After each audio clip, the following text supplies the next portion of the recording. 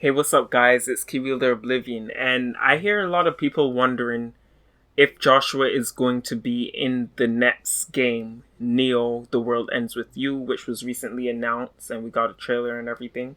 And that's probably what's playing in the background. So everyone's wondering if we're going to see Joshua. And I want to draw everyone's attention to the first game with the secret reports, because the secret reports give us a lot of information on what we can expect in the future of this game and the series, and it gives us more in-depth knowledge of how the world or this universe works. So on page 3 of the Secret Report 6, this is what it reads. Normally, the composer possesses a certain degree of clairvoyant foresight. His current down-tuned state, however, limits his abilities, clouding his supertemporal vision. So what this is referring to is when Joshua was found and he was realized that they realized that he was in the rail ground. Mr. H, who wrote this, he realized that Joshua was in the rail ground, and he realized that Joshua went from the Angel's World or the UG and toned down his energy to be into the rail ground. He realized one thing happened. So though able to observe the UG from the rail ground, he is otherwise saddled with limitations. So he found out Joshua, which is the composer, which was missing for a little bit in the first game, was in the rail ground. So he was observing the UG from the rail ground. And he's not supposed to be doing this. But what Mr. H then said in the secret report is that, for one, his outward appearance, he looks younger than he would at full vibe frequency within the UG. So as you go lower and lower into different not parallel worlds, but into different layers of this universe, you have to lower your frequency. And that's what Joshua did to get to the rail ground. So he looks younger than he would at full vibe frequency within the UG underground. Fortunately, this prevents the Reapers from recognizing him as the composer. So this is how we realize Joshua was the composer, because of this secret report. And we know that as a composer, you have certain abilities over the Reapers game. You're pretty much the big man himself in the Reapers game. So people have been wondering, since we saw new characters in this trailer, are we going to get any of the old characters? So people probably understood that maybe we won't see Neku and the gang, but maybe we'll see Joshua, right? And yes, this is true. However, since it's a new Reapers game, and it should be following the normal Reapers game path, not like the first game where it was all discombobulated and Joshua wasn't even around to manage the Reapers game as composer in the first few days, like first 7 days or 14 days. But he did show up in the last 7 days of the game. In a normal game, so the next game, Neo: The World Ends With You, if he is the composer, then he would definitely be in that game as composer managing the Reapers game. However, he would be looking much older. So we will get to see an older Joshua with most of his powers, even though in the UG he wouldn't have as much powers as he would if he was in the Angel's World.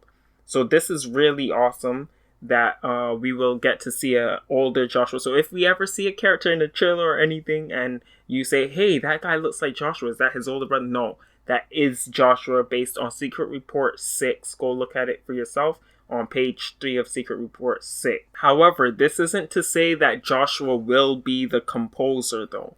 We have to remember, according to even Secret Report number 4, page 2, as Reapers execute the game, they undergo a process of evolution from grunts to officers to the composer.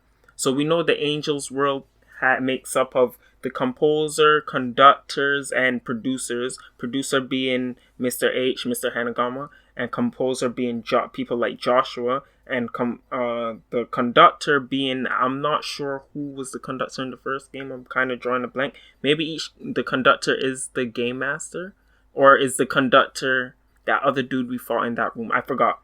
But the angels consist of beings as powerful as that. However, Reapers, as we know from this report, can actually undergo a process of this evolution, and they can eventually become composers, which means they'll also have all the power that a composer wields. And we know that players of the game can become Reapers, because Beat became a Reaper in the actual World Ends With You game, the very first one. So Beat might be actually on his way to becoming a composer, because we know that Beat, out of the entire first game, we know Neku is going to be playing another Reaper's game, because Coco disposed of him and then he like vanished.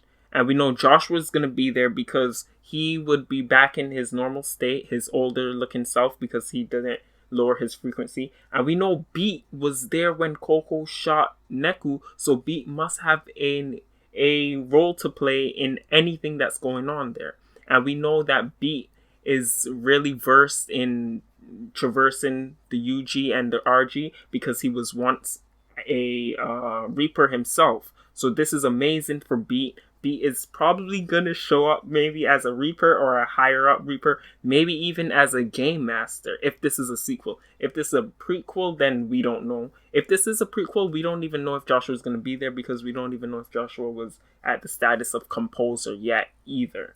So these are things we have to think about before we just ask, hey, is Joshua going to be in the next game? Well, Joshua has a role. He has different limitations on him, and we don't know where this game is taking place also. So these are things we have to think about before we wonder if we'll at least see Joshua. Maybe we might see Neku, because we know Neku still is the proxy for Joshua. So he basically is in place of Joshua, so he answers his roles and stuff like that. So Neku should show up, which means if Neku shows up, I expect Beat to show up. I don't expect the entire gang to show up. The main three I expect to show up is Joshua in his older form, Neku maybe doing something he's supposed to be doing as the proxy, and then Beat, since Beat has experience being a Reaper. Hopefully Beat realizes the process of evolution, going from grunt to officer to composer. Hopefully Beat, our boy, could actually get to that composer status, and then we get to see more of the Angels world and stuff like that. Also, I want to take your attention to Secret Report 17. Secret Report 17 explains how Sora may end up playing the Reaper's game and why he needs the test of the game to grow stronger. So as we see in Report 17, Mr. Hanakawa wrote that in experiencing life without the thing one values most, players are forced to re-examine how crucial these things really are. The hope is that by the close of the game, players will be able to take a hard look at themselves and be able to take on a future with new onlook on life. The entry fee exists to force players to see the truth about themselves. It is a test posed by the composer to spur players' self-enlightenment.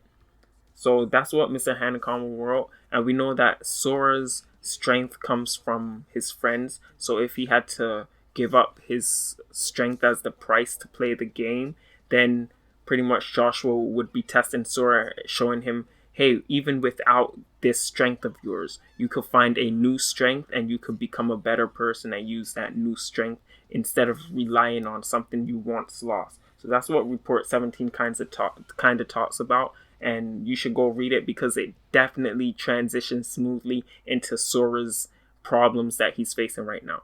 So leave a like, leave a comment, and subscribe to my channel if you want to see more me talk about more of the secret reports in The World Ends With You and reveal more of the lore. Thanks for watching.